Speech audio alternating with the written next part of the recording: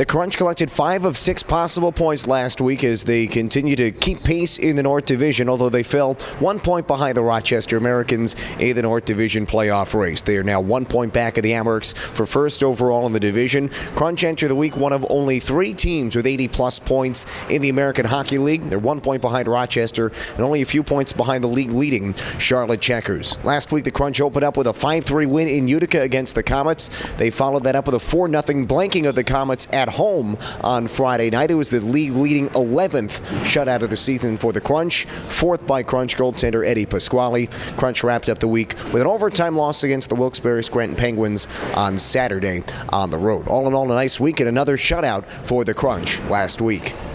Yeah, I don't think it's just me. I think all the guys, we're at that point in the season where it's the final stretch before playoffs, and I think the whole team, we're playing very confident right now, and it's showing on the ice and showing in the results. The Crunch hit a couple of milestones this past week as well. Forward Corey Conacher became the all-time leading Crunch scorer during the Tampa Bay Lightning affiliation, now up to 158 points in his Crunch career, passing Yanni Gourde, who had held that mark with 157 points. So Corey now alone as the first in terms of the leading scorers during the Lightning affiliation. Then, of course, rookie Alex Barré-Boulet collected his 54th point of the season. That is the most by a Crunch rookie during the Lightning affiliation, passing last year's Matthew Joseph at 53 points for the Crunch as a rookie a season ago. And then Carter Verhaeghe's up to 67 points on this season, although his 7-game point streak came to an end on Saturday against the Penguins. His 67 points are tied with Jonathan Marchessault for the most by a Crunch player in a single season during the Lightning affiliation.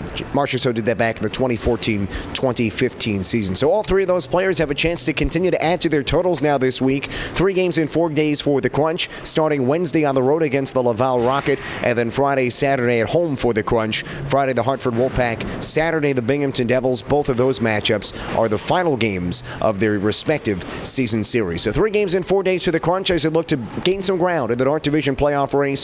1 point behind the Rochester Americans for the division lead entering action this week.